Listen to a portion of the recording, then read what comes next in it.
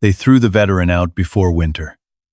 Months later, the same people were pounding on his cave door during the deadliest blizzard the valley had seen in decades. High in the Bitterroot Mountains of Montana, a brutal storm was swallowing everything in its path. Roads vanished. Houses disappeared beneath walls of snow. Power lines snapped under the weight of ice. But halfway up a narrow ridge, hidden beneath a jagged wall of granite, a faint orange glow flickered from the mouth of a cave. Inside sat Ethan Walker, a former Army Ranger, and Atlas, the German Shepherd, who had followed him through 2 deployments, and a war neither of them had ever completely left behind. 3 months earlier, the people of Pine Ridge had called Ethan crazy for living there. Tonight, that cave might be the only place standing between life and death. Before we begin, tell me in the comments where you're watching this story from today. The wind came down from the Bitterroot Mountains like a living thing. It roared through the dark pines and slammed into the rocky slopes with a sound that made the earth feel hollow. Snow raced sideways through the night, thick and blinding, driven by gusts powerful enough to knock a grown man off his feet. Inside the cave, Ethan stood with his back against a heavy wooden door he had built with his own hands. The door trembled whenever the wind struck it, its crude hinges groaning like old bones. A fire burned farther inside. Its orange light danced across rough stone walls, stacked firewood, shelves of dried meat, jars of water, and bundles of carefully stored supplies. Ethan's gloved hand rested near the worn combat knife at his belt. Beside him, Atlas stood perfectly still. The German Shepherd's ears pointed toward the entrance. Every muscle beneath the dog's thick, black and tan coat was tense. Amber eyes remained fixed on the door. Then Ethan heard it. At first, the sound was so faint he almost mistook it for branches striking the mountain. 3 heavy knocks. Ethan froze. Atlas let out a low growl. Another set followed, faster this time. Desperate. Someone was outside. Ethan stepped toward the door, but did not open it. He pressed one ear against the wood. Through the scream of the storm came several voices. A woman crying, a man shouting, and underneath them all, the weak whimper of a child. Atlas barked once. The sound echoed through the cave. Ethan closed his eyes. 3 months. It had been 3 months since he had been forced away from the land where he had grown up. 3 months since his own brother had looked him in the eye and told him he no longer belonged there. 3 months since Ethan had walked into the mountains with little more than a pack, a rifle, a few tools, and the dog who refused to leave him. Atlas nudged Ethan's hand. Outside, the pounding became weaker. Then a voice broke through the wind. Ethan. His eyes opened. He knew that voice. Ryan Walker, his brother. Of all the people who could have been standing outside that door, Ryan was the last Ethan expected. The same man who had watched him pack his gear and leave their father's farm. The same man whose words still returned during sleepless nights. You don't belong here anymore. Another cry came from outside. A little girl's voice. Please help us. Atlas looked up at Ethan. The dog understood nothing about inheritance, papers, debt, resentment, or brothers who had stopped knowing how to speak to each other. Atlas understood only one thing. Someone outside was in trouble. Ethan placed his hand on the heavy wooden bar holding the door shut. The wind struck again. For a moment, he did not move. Then his hand tightened. 3 months earlier, Ethan Walker had believed there was still one place in the world he could call home. He had been wrong. His father had been buried 2 days before Ethan arrived in Pine Ridge. Ethan missed the funeral by 48 hours. Military paperwork, canceled flights, and delays had kept him away until there was nothing left to do except drive down the old gravel road toward the Walker farm and stare at a house where his father would never again be waiting on the porch. Atlas sat in the passenger seat. The German Shepherd watched the familiar fields pass outside the window as Ethan drove beneath a cold autumn sky. The rust-colored barn had stood on Walker land for almost 60 years. Beyond it stretched the pasture where Ethan and Ryan had chased cattle as boys, built forts from broken fence boards, and argued over who would inherit their father's old rifle. Everything looked almost exactly the same. For a few foolish minutes, Ethan allowed himself to believe that meant nothing had changed. Then he walked into the farmhouse. Ryan was waiting at the kitchen table. Bank letters covered the wooden surface. Debt notices, late payment warnings, mortgage documents.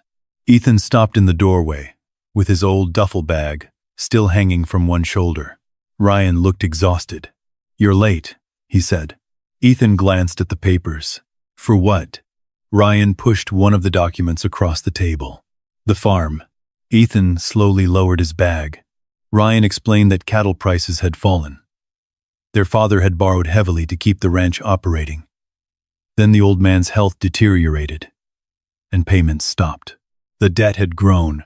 The bank wanted its money. Ryan had found a developer willing to purchase the south pasture and several surrounding parcels. The sale would cover most of what was owed, but the agreement had moved quickly, while Ethan was still overseas. Their father's estate had left Ryan handling the property. Ethan looked through the papers without really seeing them. Finally he asked, "What about the house?" Ryan's expression hardened. "It's tied to everything else. Our father built this place, and our father left us drowning in debt." Silence filled the kitchen. Outside, wind moved through the tall grass behind the barn. Ethan looked around. Every wall carried a memory. The scratch beside the pantry where Ryan had crashed a bicycle at 9 years old. The kitchen window their mother used to open every summer morning. The doorway where their father had measured both boys' height with a pencil. For years overseas, Ethan had carried the idea of this place inside him. When everything around him became too loud, too violent, too uncertain, he imagined coming back here. Apparently the world had not waited. Ryan rubbed both hands across his face. "I had to make a decision. You could have called me." "I did. You left messages saying Dad was sick. You never said you were selling the land." Ryan looked away. Ethan understood. There was something more. "You'd already decided before I got here." Ryan's silence answered him. Ethan's jaw tightened. Then Ryan said the words that changed everything. "You don't belong here anymore, Ethan." The sentence was quiet. That made it worse. Atlas stood. The German shepherd moved between the brothers, watching both men. Ethan did not shout. He did not throw anything. He had spent 14 years learning how quickly anger could destroy what little remained after a bad situation. So Ethan simply nodded. He picked up his duffel bag. Ryan took one step toward him. "Ethan." But Ethan was already walking away. Atlas followed without hesitation. That night, Ethan loaded what remained of his belongings into the back of his truck. A pack, a few tools, his father's old rifle, some canned food. Betrayal. Atlas jumped into the passenger seat before Ethan even opened the driver's door. The dog had made his choice. Ethan drove until the farmhouse disappeared behind the hills. Pine Ridge slept beneath a cold autumn sky. The gas station lights glowed at the edge of town. Several trucks sat outside the diner, where ranchers gathered every morning to drink coffee and complain about weather they had no power to change. Nobody saw Ethan leave. Maybe that was better. Atlas sat quietly beside him. Every few miles, Ethan caught himself gripping the steering wheel too tightly. Then the old sounds began. Not real, but real enough. The distant thumping of helicopter blades, a burst of gunfire somewhere beyond the hills, men shouting through dust. Ethan blinked. The Montana highway remained empty. No helicopters, no gunfire, only darkness, mountains, and the steady hum of the truck. Atlas leaned across the seat and nudged Ethan's arm. Ethan exhaled. "Yeah, I know." The dog continued watching him. After 14 years in the Army Rangers, the mind did not always understand that the war was over. Certain sounds opened doors Ethan preferred to keep closed. Certain smells transported him thousands of miles in an instant. Atlas had learned to recognize those moments before Ethan did. The dog had originally been trained for patrol work. During one deployment, an ambush in a narrow valley nearly wiped out their unit. Afterward, Atlas began staying closer to Ethan. Whenever the past started creeping into the present, Atlas would press against him. Just enough. Not there. Here. Not then. Now. Eventually, the paved road ended. The Bitterroot Mountains rose ahead. Ethan stopped his truck beside an old logging trail and stared into the darkness. For a long time, he remained behind the wheel. Atlas jumped out, stretched, and looked back, waiting. Ethan grabbed his pack. They climbed. At first, he intended to disappear for only a night or two, clear his head, sleep beneath the stars, decide what came next. The mountain had other plans. The first nights were difficult. The ground was hard, sleep came in broken pieces, and every snapping branch sounded like a threat. Atlas spent much of each night circling their small campsite, always returning, always checking. By the fourth day, their water was nearly gone, and the food supply was shrinking. Ethan stood near the edge of a ridge, staring across miles of forest. For the first time since leaving the farm, doubt reached him. He had survived enemy fire. He had crossed mountains in countries where maps were little more than suggestions.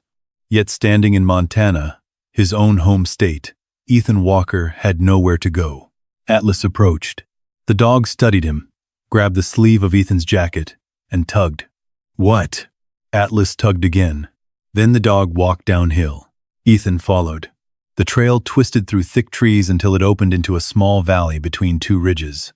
There, beneath the moonlight, a narrow stream moved over smooth stones. Nah. There. 70. Clear water. Animal tracks covered the muddy banks. Deer. Elk. Smaller game. Life. Atlas stood at the stream, as though he had personally created it. Ethan knelt and drank. The water was painfully cold. It was also the best thing he had tasted in days. Good work. Atlas wagged his tail once. The next morning, they followed the stream deeper into the valley. That was when Atlas found the cave.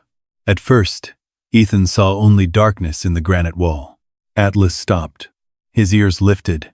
Then he barked. The sound echoed across the mountain. A narrow opening stretched into the hillside, partly hidden behind dead brush and fallen pine branches. Cold air drifted from inside. Atlas entered first. Ethan followed with a flashlight. The cave was larger than expected, dry, protected. The stone chamber extended deep enough into the mountain to provide real shelter. Then Ethan noticed the ashes. An old fire pit lay near the rear wall. Beside it sat a rusted tin cup and the remains of a broken lantern. Someone had lived here before, or tried to. Ethan remembered stories from Pine Ridge. Decades earlier, a hunter named Otis Bell had disappeared during an early winter storm. Searchers found his body weeks later, inside a cave somewhere in these mountains. The locals had given the place a name, Devil's Hollow. According to the story, the mountain had taken him. Ethan studied the ceiling. No ventilation. No opening for smoke. He understood. The hunter had not been killed by a curse. He probably had not even frozen. He had built a fire in a sealed chamber and slowly filled his shelter with smoke and carbon monoxide. The cave was not cursed. It had been misunderstood. Near the upper wall, Ethan noticed a narrow fracture in the granite. He touched it. A faint draft moved through. Atlas sniffed at the same crack and scratched the stone. Ethan smiled for the first time in days. Looks like the mountain left us a door. If he could widen that fracture enough to create a proper vent, smoke could escape while the stone trapped heat inside. Suddenly, the cave no longer looked like a grave. It looked like shelter. For the next several days, Ethan worked. He cleared dirt, dead branches, animal droppings, and decades of debris from the chamber. Atlas helped in the only way Atlas understood. Whenever Ethan dragged branches toward the entrance, Atlas seized one and carried it outside. Sometimes it was useful. Sometimes the dog proudly carried a stick, so small Ethan could have thrown it with 2 fingers. Ethan did not complain. It was the first humor the mountain had offered him. Then came the vent. Ethan used a small hammer from an old field repair kit. The first strike against the granite echoed through the cave. Atlas jumped. Ethan glanced at him. "You've heard explosions and you're scared of a hammer?" Atlas stared back, with what Ethan chose to interpret as professional disagreement. Ethan kept working, hour after hour. Stone chipped away. His palms blistered. His shoulders burned. On the third day, the sound changed. Hollow. Ethan struck again. A piece of granite broke loose. Cold air rushed through the opening. "Fresh air." Atlas barked. Ethan laughed. "There we go." That night, Ethan built the first real fire inside the cave. For several tense seconds, smoke curled toward the ceiling. Then it found the vent and disappeared. The flames grew. The granite absorbed the warmth. Outside, frost covered the rocks. Inside, the temperature remained steady. Ethan held both hands toward the fire. "This place holds heat." Atlas was already asleep. Ethan looked around. For the first time, he could see what the cave might become. Firewood stacked against the wall. Food stored in dry corners. A proper door sealing the entrance. A place strong enough to survive winter. The hunter before him had seen a hole in the mountain. Ethan saw terrain. The cave was not a tomb. It could become a fortress. And for the first time since leaving the Walker farm, Ethan was no longer wandering. He had found something worth defending. The following morning, sunlight spread across the frozen ridge. Ethan stepped outside. A thin ribbon of smoke rose from the vent. Atlas lifted his nose to the wind, then disappeared into the trees. "Don't go too far." The dog's tail flicked once before vanishing. Ethan turned toward the cave entrance. Winter in Montana punished mistakes. The cave needed a door. He cut fallen pine and dragged timber uphill. By evening, a rough wooden frame stood across the entrance. Atlas returned, carrying a rabbit. He dropped it at Ethan's boots. "Nice catch." The dog looked extremely satisfied with himself. Over the next several days, Ethan built a heavy wooden door from pine planks. Crude metal hinges allowed it to swing inward. A thick timber bar could brace it during storms. When Ethan closed it for the first time, the wind almost disappeared. The fire's warmth remained trapped inside. Atlas barked. "Not bad." The door was only the beginning. Ethan gathered firewood until a large section of the cave wall disappeared behind neatly stacked logs. Atlas dragged smaller branches uphill. Occasionally, the dog selected a branch twice his own length and stubbornly attempted to pull it through the forest. More than once, Ethan had to rescue Atlas from his own enthusiasm. Food came next. Rabbit, grouse, fish from the stream. Ethan smoked meat near the vent and stored everything carefully. Every small success mattered. One afternoon, while chopping wood near the ridge, Ethan noticed a pickup truck on the road below. Two men climbed out. One was Luke Carter, a rancher from Pine Ridge. Luke spotted the smoke rising from the mountain. His laughter carried faintly uphill. "Looks like that Walker boy finally lost his mind." The second man laughed. "Living in a cave like some kind of mountain ghost." Atlas growled. Ethan rested a hand against the dog's neck. Let them talk. The mountain did not care what Pine Ridge thought. Survival had little use for pride. As the weeks passed, the cave transformed. Shelves held food and water. Bundles of smoked meat hung near the vent. Dry wood remained protected along the walls. Atlas claimed a spot near the entrance from which he could watch the forest. Some nights, Ethan woke to the dog, quietly listening to the darkness. Other nights, Ethan woke first. The nightmares still came. Helicopters, explosions, voices from another country, and another lifetime. Whenever Ethan woke shaking, Atlas crossed the cave and pressed his head against Ethan's chest. No words, just presence. Out there, that was enough. Then came the first real snow. Large white flakes drifted between the pines. Atlas sat at the entrance and watched them. Ethan stood beside him. The mountain looked peaceful. Ethan knew better. He checked the firewood, the food, the door. They were ready, or as ready as two survivors could be. Atlas suddenly stiffened. Two gray wolves appeared between the trees. The German shepherd moved forward. Ethan reached for his rifle. The wolves watched from the falling snow. One stepped closer. Atlas barked sharply. The wolf stopped. For several seconds, nothing moved. Then the animals turned and disappeared among the trees. "Good call," Ethan said. Atlas remained at the entrance long after they were gone. That night brought another problem. Snow became freezing rain. Moisture crept near the entrance and dampened part of the woodpile. Ethan woke to silence. The fire was almost dead. Only faint orange coals remained beneath the ash. He threw on a log. It hissed. Wet. Another. The same. The temperature inside the cave began falling. Atlas stood. Ethan knelt beside the dying fire. Most of his tinder had already been used. Outside, everything was soaked or frozen. For a moment, the old panic returned. The shadows changed. The storm became gunfire. The cave walls became the walls of a valley overseas. Ethan's breathing quickened. Atlas pressed hard against his side. Warm, solid, real.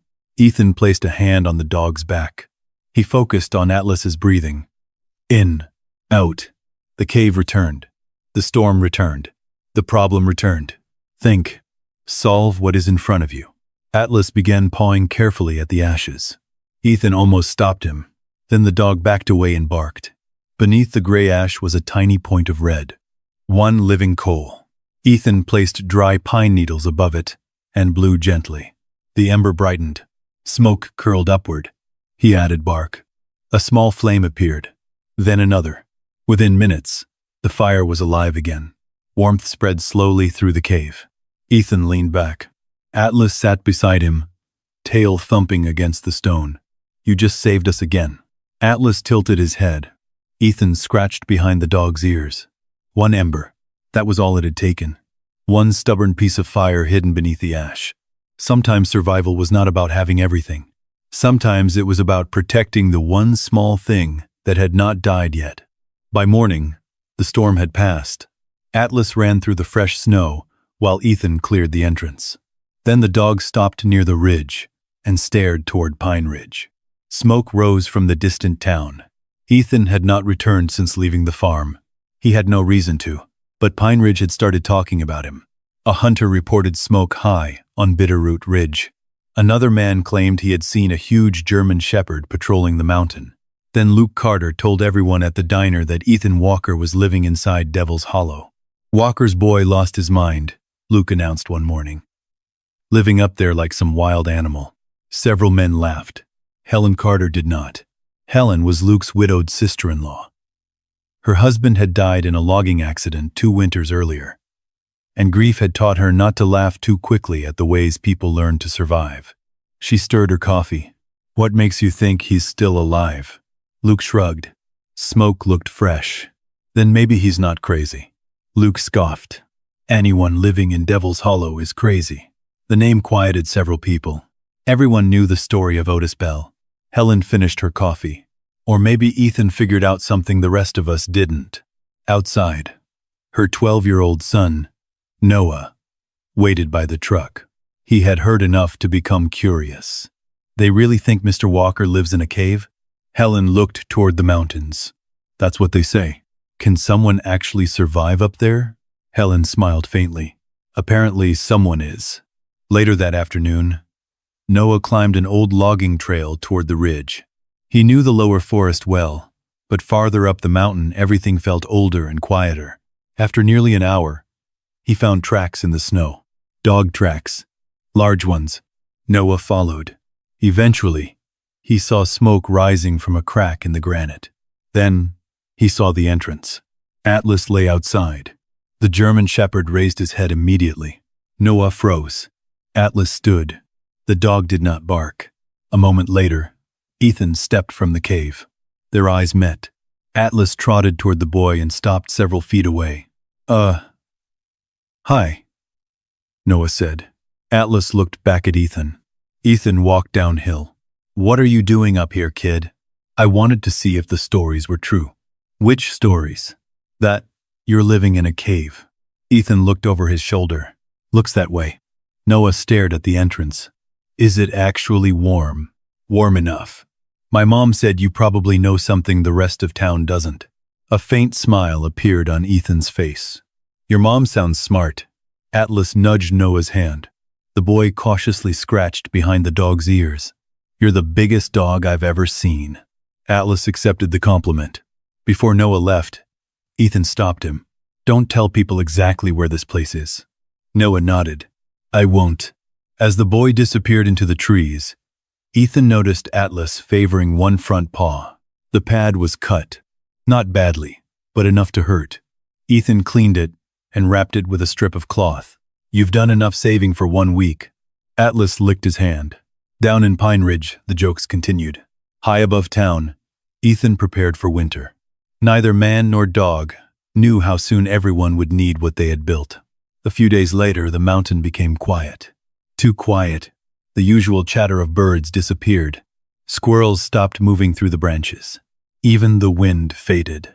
Atlas stood near the ridge, with his nose lifted. His ears moved constantly. Ethan followed the dog's gaze. The sky was clear, almost unnaturally clear. Ethan had seen skies like that before, during winter patrols in Afghanistan. Calm first, then violence. Feels wrong, doesn't it? Atlas whined softly. That afternoon, Ethan cut more firewood. Then more. Atlas limped beside him on the injured paw, but refused to stay behind. Stubborn. Ethan said it with pride. By evening, the woodpile had doubled. He checked the dried meat, fish, beans, water. Then he filled every remaining container. After sunset, Ethan stepped outside. A gray line had appeared along the northern peaks. Clouds, growing quickly. All right. He looked at Atlas. Time to finish. They reinforced the door. Ethan added a second beam. He cleared the vent completely, checked the fire pit, moved every piece of dry wood farther from the entrance. By midnight, the wind returned. At first, it whispered through the trees. Then it strengthened. Snow tapped against the door. Atlas stood. The mountain was waking. Within an hour, the wind roared. Snow slammed against the cave. The wooden door shuddered. Inside, the fire flickered as pressure forced thin streams of cold air through the smallest cracks. Ethan added another log. Hold together. Atlas paced. Then the dog froze. Ears forward. Head toward the door. Ethan heard it. Knock. He frowned. Nothing. Then 3 more. Slow. Weak. Impossible. No one should have been on that mountain. Atlas growled. A voice came through the storm. Help. Ethan grabbed his knife and approached the entrance. Another voice. Ethan. Ryan. Everything inside Ethan stopped for half a second. Then a child's cry came through the wind. That decided it. Ethan lifted the wooden beam.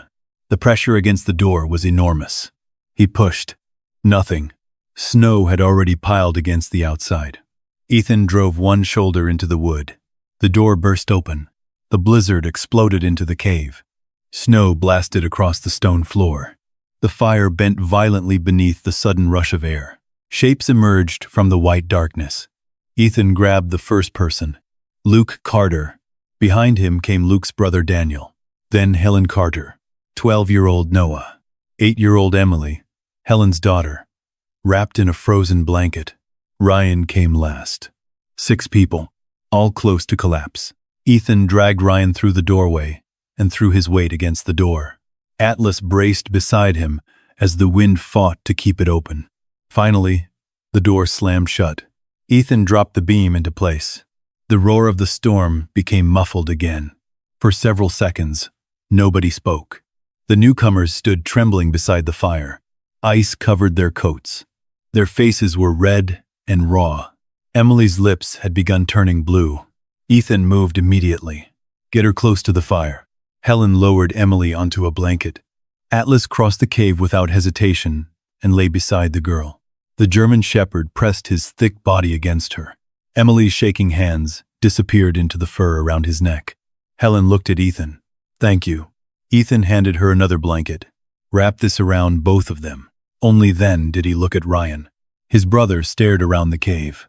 The shelves, the woodpile, the vent, the strong door, the fire. I didn't think you'd open it, Ryan said. Ethan turned toward the flames. You almost didn't make it. Ryan sat slowly. Luke held both hands toward the fire. Daniel removed an ice-covered coat. Noah stared at Atlas with obvious relief. Ryan looked around again. You built all this? Ethan added another log. Had time. Luke let out a low whistle. Hell of a setup. The irony was impossible to miss. Weeks earlier, Luke had laughed at the mountain ghost. Tonight, the mountain ghost had opened the only warm door left. Ethan did not mention it. He did not need to. Ryan finally said, We didn't know where else to go. You shouldn't have been on the mountain. We weren't. Ryan rubbed his hands. Carter's barn roof collapsed first. Then the power went down. We tried getting toward the highway, but the road disappeared. Luke nodded. Snow buried the trucks in less than an hour. Ethan looked toward Helen. How did you find the cave? Helen looked at Noah. The boy raised one hand slightly. I told them. Ryan managed a tired laugh. Kids said there was a cave up here with smoke coming out of the mountain. I thought he'd lost his mind. Ethan glanced around. And now? Ryan looked at the fire. Now I think he saved our lives. Emily began breathing more steadily. Atlas remained beside her. Helen stroked her daughter's hair. He's keeping her warm. That's Atlas, Ethan said. Ryan looked at the dog. He's still with you. Atlas met Ryan's eyes. The dog did not growl. He did not wag his tail either. Ryan looked away. The wind struck the door so violently everyone fell silent. Luke swallowed. How long does something like this last? Ethan listened. The storm had a depth to it he recognized. It was not leaving quickly. Long enough. He looked at the supplies. 6 unexpected people. Food prepared for 1 man and 1 dog. Firewood, that had seemed abundant that morning, suddenly looked smaller. No one else needed to know the arithmetic yet. The storm continued deep into the night. The cave grew warm as the granite absorbed heat from the fire. Emily recovered slowly. One hand remained wrapped in Atlas's fur. Eventually, most of the group fell asleep. Luke leaned against the wall. Daniel curled up beside the woodpile. Helen rested beside her children. Atlas stayed awake, always guarding. Ethan sat near the fire. Ryan sat across from him. Neither brother spoke for almost an hour. Finally, Ryan broke the silence. You built this better than half the cabins in Pine Ridge. Ethan watched the flames. Had time to think. Dad always said you were the stubborn one. A faint smile appeared. He said you were the smart one. Ryan stared into his hands. They say a lot of things about people before they're gone. Silence again.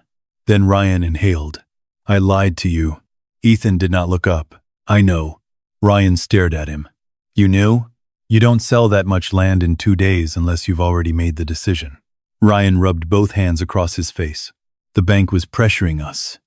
That part was true. Ethan waited. But we weren't about to lose everything. Ryan's voice became quieter. I had more time than I told you. The confession settled between them. The developer offered quick money for the south pasture. More than I thought anyone would ever offer. I convinced myself selling was the responsible thing. Ryan looked into the fire. I told myself Dad would have done the same. Ethan said nothing. But when you walked into that kitchen, I knew what I'd done. And instead of admitting it, I made you the problem. Ryan swallowed. I said you didn't belong because it was easier than admitting I was scared you'd stop me. Atlas lifted his head. Ryan continued. The moment you walked out, I knew I'd made the worst mistake of my life. Ethan finally spoke. You made a choice. I know, and I made mine. Ryan nodded. I tried to find you. Ethan looked up. I drove these mountains 3 times. I figured you'd go high. You always liked high ground when we were kids. A bitter laugh escaped Ryan. I just didn't know how good you were at disappearing. Army helped. That earned the smallest smile from Ryan. Across the cave, Emily stirred. Atlas shifted closer to keep her warm. Helen was awake now. She had heard more of the conversation than either brother realized. Ryan looked toward the vent. Is this Devil's Hollow? Ethan nodded. The place Otis Bell died? Probably. Ryan stared at the fire. And you decided to move in? He died because there was no ventilation. Ethan pointed toward the vent. The cave wasn't the problem. His fire was. Ryan followed the thin stream of smoke, disappearing into the rock. You figured that out? War teaches you to look for air where other people see stone. Helen spoke softly from the other side of the fire. You saved everyone tonight. Ethan shook his head. The cave did. Helen looked around. No. You made the cave capable of doing it. Ryan met his brother's eyes. When this is over, come home. Ethan remained silent. The farmhouse appeared in his mind. The kitchen. His father's pencil marks on the wall. The words Ryan had spoken. Then Ethan looked around the cave. Atlas. The fire. The shelves he had built. The door holding back the storm. This is home right now. Ryan nodded slowly. For once, he did not argue. A few minutes later, Emily woke. Her cheeks had regained some color. She blinked at Atlas. Bito. Helen smiled. His name is Atlas. Emily wrapped both arms around the German shepherd's neck. Atlas accepted this development with the weary patience of someone who had survived combat, only to become a pillow. Noah laughed quietly. Even Ethan smiled. Sometimes survival did not look heroic. Sometimes it looked like a tired dog sharing body heat with a freezing child. Ryan stood and pressed one hand against the wooden door. How long are we stuck? Ethan considered it. 2 days. Maybe 3. Luke frowned. 3? The lower trails are probably buried already. Daniel looked at the food. At least we made it. Ryan turned toward Ethan. You didn't have to open that door. Everyone became quiet. Ethan held his brother's gaze. There were children outside. That's not what I meant. Ethan knew. Ryan continued. After what I did, you could have left me out there. Ethan looked at Atlas. The dog rested beside Emily. Then Ethan said, Maybe. Ryan waited. But if I had, whatever part of me survived the war wouldn't have survived tonight. Ryan lowered his eyes. That was all that needed to be said. The blizzard lasted 3 days. 3 days of wind that seemed incapable of exhaustion. 3 days of snow burying the Bitterroot mountains until the world outside became white and featureless. Inside, everyone adapted. Ethan rationed the firewood carefully. Luke and Daniel kept the entrance clear enough that the door would not freeze shut. Helen organized food into small portions. Noah carried supplies and checked Atlas's injured paw. Emily followed the German shepherd everywhere once she regained her strength. Atlas tolerated both children with remarkable dignity. The cave became something Ethan had never planned. Not just a shelter, a tiny village inside the mountain. Ryan watched his brother during those days. He saw the way Ethan listened to the wind, the way he checked the vent, the way he measured food without creating panic, the way Atlas moved beside him like another pair of eyes. Ethan had not simply survived. He had built a system. On the 3rd morning, the wind changed. The violent roar faded into long sighs moving through the trees. Snow still fell, but softly. By afternoon, the mountain became quiet. Ethan approached the entrance. He listened, then removed the beam. The door opened only a few inches. Packed snow blocked it. Luke and Daniel helped dig from inside until the drift collapsed inward. Cold sunlight flooded the cave. Everyone moved toward the opening. The world had changed. Smaller trees had vanished under towering drifts. Branches lay broken across the slope. Far below, Pine Ridge looked like a handful of roofs floating in a frozen ocean. Luke stared. Good Lord. Daniel whistled. Half the valley's buried. Ryan stepped outside beside Ethan. The cold struck hard. Atlas bounded into the snow, lifted his nose, and inhaled the mountain air. Ryan stared at the cave. The door. The vent. The smoke rising peacefully above them. Then he looked at Ethan. You saved us. Ethan shook his head. We all survived. Ryan reached inside his coat. He pulled out a worn envelope. I was going to find you before the storm. Ethan frowned. Ryan handed him the papers. Inside were legal documents. The developer's agreement had been canceled. There was also a new deed, transferring half of the remaining Walker property back into Ethan's name. Ethan looked up. Ryan continued before he could speak. I negotiated more time with the bank. Sold some equipment. It won't be easy. But the farm isn't gone. Ethan stared at the papers. You didn't have to do this. Yeah. Ryan gave a tired smile. I did. He looked across the valley. Dad used to say the land didn't belong to the person whose name was written on the paper. It belonged to whoever was willing to protect it. Ryan glanced toward the cave. You protected more of this valley than I ever did." Ethan folded the papers. He did not answer immediately. For months he had imagined what it would feel like if someone gave the farm back. He expected anger, vindication, maybe relief. Instead, standing outside the cave with Atlas beside him, Ethan felt something different. The farmhouse was part of home. It was not all of it. Helen stepped outside. "What happens to this place?" Ethan looked at the cave. "This stays." Luke raised an eyebrow. "The cave?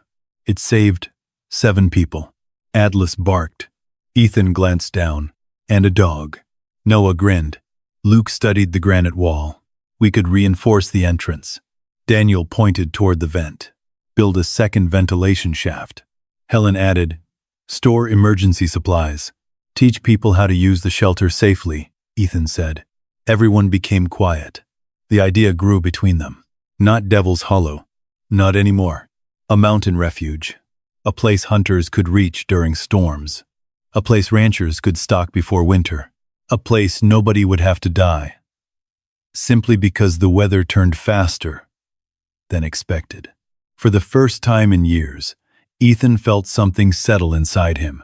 Peace. Not the peace of forgetting. He knew enough to understand some memories would never disappear. This was something better. Purpose.